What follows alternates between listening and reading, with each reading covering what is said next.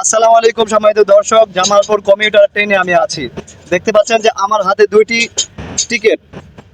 আমরা যে বগিতে উঠেছি ঘ বগিতে, এখানে লেখা আছে যে ঘ বগি 67 নাম্বার এবং 68 নাম্বার সিট। এই 67-68 নাম্বার সিট এই বগিতেই নেই। কি শুরু হয়েছে? স্বৈরাচার শেখ হাসিনাকে পতন করানোর পরে এখন কি আবার নতুন করে আমাদের উপর কি স্বৈরাচার বসেছে নাকি? কি শুরু হচ্ছে? এই ট্রেনের দিকে আমি তার আগে আরেকটি ভিডিও করেছিলাম যে 400 টাকার টিকিট 800 টাকা নেওয়া হয়েছে যাত্রীদের কাছ থেকে। এই জামালপুর কমিউটার ট্রেনের মধ্যে আজকে দেখা যাচ্ছে যে এই আমার কাছে যে দেখতে পাচ্ছেন ঘ 67-68 সিটটি বিক্রি করা হয়েছে। সেই যে বিক্রি করা হলো সেই সিটেই নেই। কি শুরু হলো? আমরা এর সুষ্ঠু সমাধান চাই। যদি অন্তর্বর্তী সরকার এই সকল দুর্নীতির বিষয়টা যদি না দেখেন, তাহলে ভবিষ্যতে যেভাবে স্বৈরাচার পতন হয়েছে আপনাদের অবস্থা তার চেয়ে ভয়াবহ হবে। আমরা চাই এই সমস্ত কিছু অন্তর্বর্তী সরকার দেখুক, পাশাপাশি জনগণ নিজেদের টাকা দিয়ে আসছে। সরকার তো টাকা দিচ্ছে না, তারা কাজ করছে, তারা টাকা দিচ্ছে, কিন্তু সরকার এটা কেন লক্ষ্য করবে না? সরকার টাকা নেবে, এটা তো মালিকানা, এটা মালিকা টাকা নেবে।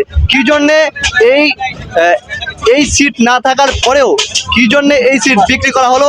আমরা এর সুষ্ঠু তদন্ত চাই। আর এই জন্যে আমরা যারা দায়ী এই বিষয়টা তাদেরকে দোষী সাব্যস্ত করে শাস্তি তাদেরকে দেওয়া হোক। আমরা তেমনটাই চাই। যাদের কাছে প্রতারণা করা হয়েছে আমরা তাদের কাছ থেকে সাক্ষাৎকার নেব। আমরা টিকিট কাটছি, এই গাড়িতে কোনো সিট নাই, এই সিট ছাড়া টিকিট দিছে। হ্যাঁ, বিচার চাই। আমি যদবপুর থেকে যাবো, আমি জামালপুর। হ্যাঁ, অবশ্যই আমার সাথে প্রতারণা হয়েছে। আমি দীর্ঘ 1 ঘন্টা যাবৎ লাইনে দাঁড়ানোর পর আমি টিকিট পাই। আর এই টিকিটটা যখন আমি এখানে আসার পর আমি সিট পাইতেছি না। এর মানে আমাদের কাছ থেকে 45 টাকার টিকিট আর 5 টাকা তারা বেশি নিয়ে 50 টাকা নেওয়ার পরও আমরা এই প্রতারণার শিকার হয়েছি। জি, এই সিটটাই নেই এইটি বগিতে।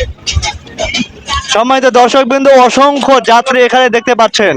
তারা এই লোকটিকে দেখতে পাচ্ছেন প্রতারণার শিকার হয়েছে।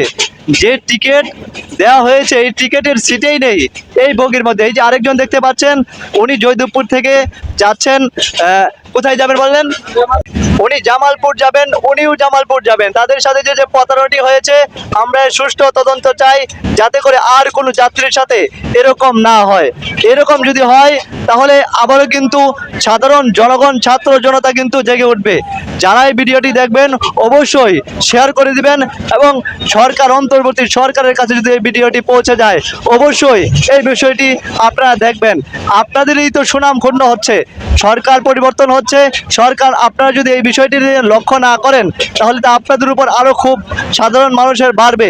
আমরা চাই এই সকল যে খুঁটিনাটি বিষয়গুলো আছে এইগুলোর দিকে একটু নজর দিন। রেল উপদেষ্টা যিনি আছেন তার কাছে আমরা আবেদন জানাচ্ছি, এর তদন্ত করুন। এই রেলের মধ্যে যে আমরা তার আগেও দেখেছি বিভিন্ন টিটিরা 2 নাম্বারি করেছে, যাত্রীদেরকে ভোগান্তি করেছে। এখনো দেখা যাচ্ছে যে সরকার পরিবর্তন হওয়ার পরেও দেখা যাচ্ছে যে যাত্রীরা ভোগান্তিতে পড়েছে।